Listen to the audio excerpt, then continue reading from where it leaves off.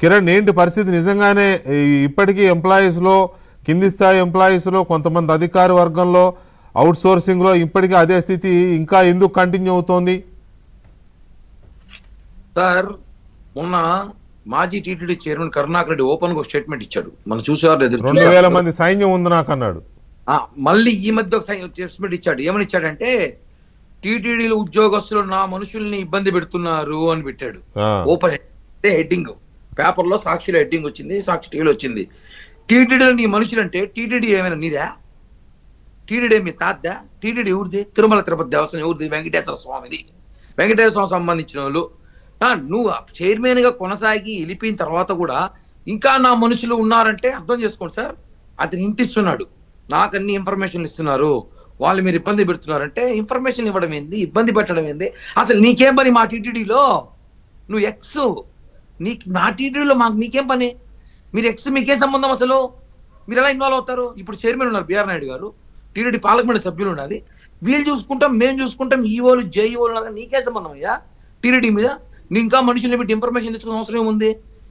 మేము గత ప్రభుత్వంలో ఇన్ఫర్మేషన్ తీసుకుంటే ఈరోజు కల్తీనే విషయం అప్పుడే పట్టుకునే వాళ్ళంగా మేము చెప్తాం సార్. బేసిక్ అప్పుడు ఏదో జరుగుతుంది మనకు తెలియదు, మనకి ఇన్ఫర్మేషన్ ఇవ్వలేదు, అన్ని ఆపి పెట్టారు. అసలు ఒక ప్రతిపక్ష పార్టీ నాయకులు టీటీడీ దర్శనభాగ్యం, మాకు దర్శనభాగ్యం లేదు, ఇంకా మాకు లడ్లు ఇవన్నీ ఇచ్చేవాళ్ళు లేదు, మాకు దర్శనమే లేదు. అసలు మేము 4 సంవత్సరాలు దర్శనానికి పోలు ఆపేసాము.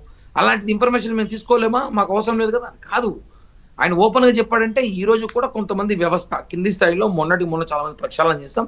ఇంకా ఎక్కడో కొంతమంది వైసీపీకి సంబంధించిన నాయకులు, అధికారులు ఉన్నారని మొత్తం క్లారిటీగా తెలుస్తా ఉంది. ఎందుకంటే వాళ్ళు రాంగ్ ఇన్ఫర్మేషన్లు ఇస్తూ, ఈ వైసీపీ కరుణాకర్ రెడ్డి గారు ఇంకొకటి కానీ ప్రెస్ మీట్లు పెట్టిస్తారు, రాంగ్ ఇన్ఫర్మేషన్లు ఇస్తూ కేవలం వాళ్ళు ఏదో కక్ష పూరిపు నాకు తెలియదు సార్. నేను స్థానికంగా ఒకటి చెప్తున్నా, టీటీడీలో ఇంకా పూర్తి స్థాయి ప్రక్షాళన జరగాలి. అంటే ఒకటి, మేము ఎవరి మీద కక్ష కట్టం, టీటీడీ ఎంప్లాయీస్ ఇబ్బంది పెట్టాం. గత ప్రభుత్వంలో ఇదే కరుణాకర్ రెడ్డి, ధర్మారెడ్డి కక్ష కట్టడము, ఇబ్బంది పెట్టడం ఏందండి? నాకు అర్థం కాదు. ప్రక్షాళన అంటే ప్రక్షాళనే, ఒకడికి నొప్పి కదలవచ్చు, ఒకడికి బాధ కలగవచ్చు, అనవసరం. వాడు అవతల కుట్ర బన్నుతుంటే మన కిందే గోతులు తవ్వుతూ ఉంటే ఇబ్బంది పెట్టడం, కక్ష పెట్టడం ఏంటిది? తీసి అవతల పడేయడమే. ఇంక అందులో మళ్ళీ రెండో ఆలోచన, కనికరం ఉండాల్సిన అవసరం లేదు. ఎలాంటి పాకిస్తాన్లో మైనార్టీలైన హిందువుల పరిస్థితి ఎలా ఉంది, బంగ్లాదేశ్లో మైనార్టీలైన హిందువుల మీద జరుగుతున్న ఊచకోత చూడండి ఎలా ఉందో.